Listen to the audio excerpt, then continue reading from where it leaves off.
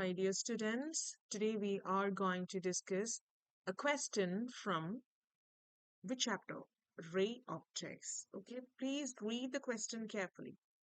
It's a double convex lens of glass with each face having same radius. So I'm going to draw a double convex lens over here. So this is our double convex lens. What's the meaning of that? Both sides are convex. Okay, so simply it is a convex lens and each face having the same radii. So this is the first surface or this is the first face having its radius is considered to be R1 and the second one, this is a second surface and it has the radius is R2. So I'm going to consider it as a negative R2 because it is directed in the negative direction. And what they are saying is R1 and equal to R2. Okay, because they having the same radius of curvature. So we can write I can use a letter R for these two, R1 and R2.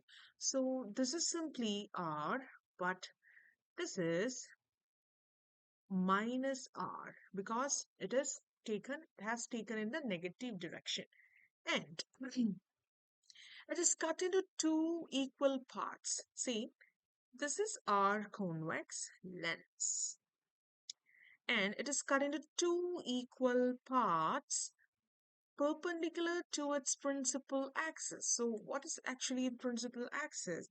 The line which is passing through the optic center. This is optic center and this is the line which is passing through the optic center. So this is our principal axis. Principal axis. Now how we are cutting this lens? It is cutting perpendicular to the principal axis like this. Now it is 90 degree.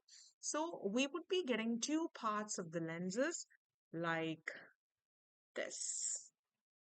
See, this is the first part of the lens and this is the second part of the lens. This is first part, this is the second part. So we are getting two lenses over here. This is convex, but this is, see, look at this is plane. Again, this is also plane and this is again convex. So this is a part 1 and this is part 2. And what would be the power? See, before cutting these lenses, we have to consider the power of the lens is P.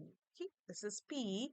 And when we have cut this lens into two parts, this is the power would be P1 and P2. So I'm representing this as P1 and P2. Okay.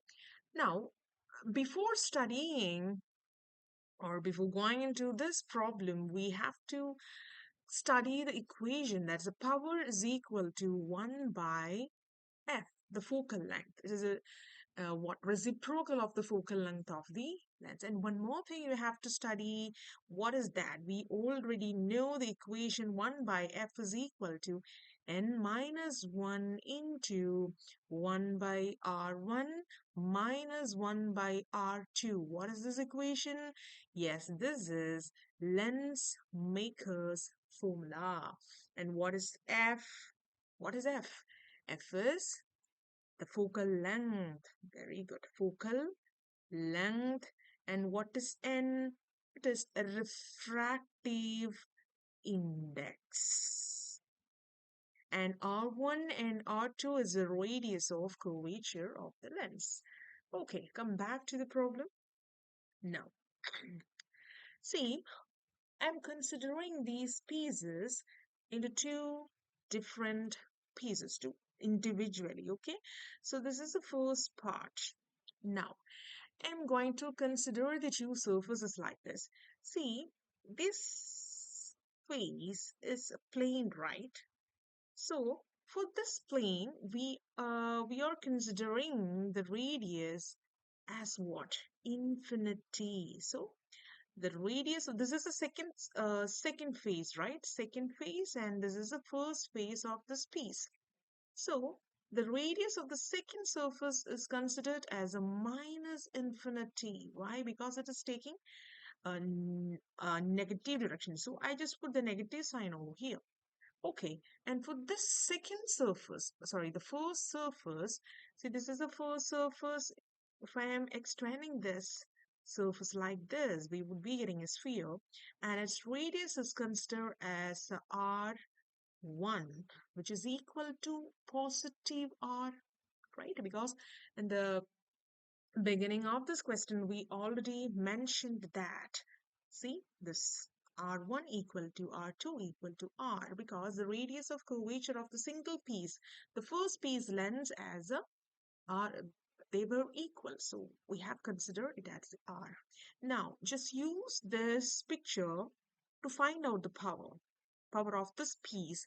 P1 is equal to 1 by F1, which is equal to, use the lens maker's formula, n minus 1 into 1 by R1 minus 1 by R2.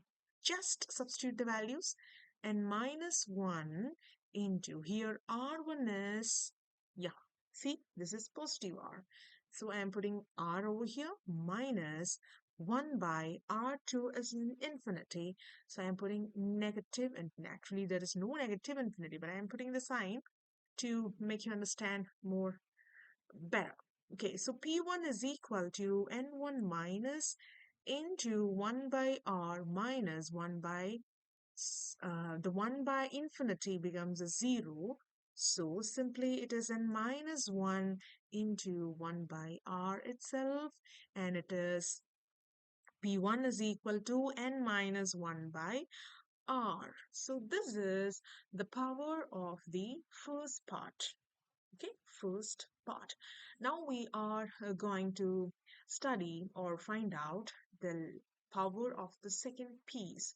So the second piece look like this. Okay, and if I am extending this first surface as like this, so this is become R1 because this is the first part and this is the second part. R1 is considered to be infinity, positive infinity, right? And the second is considered to be R2, which is minus R. Okay, now substitute this. So the power of this piece is considered as P2. So P2 is equal to 1 by F2, which is equal to, use the lens maker's formula, in minus 1 into 1 by R1. I'm good in putting infinity, so it is 1 by infinity minus 1 by R2 is minus R minus R. So what happens? And minus 1 into 1 by infinity is 0, minus and minus becomes positive. Positive 1 by R. So finally we will get n minus 1 by R itself. So this is the power of the second part. So what's the question actually? The question they are asking for, the power of one part of the lens will be, we got the answer, P1 equal to P2 equal to what? N minus 1 by R. So this is the answer.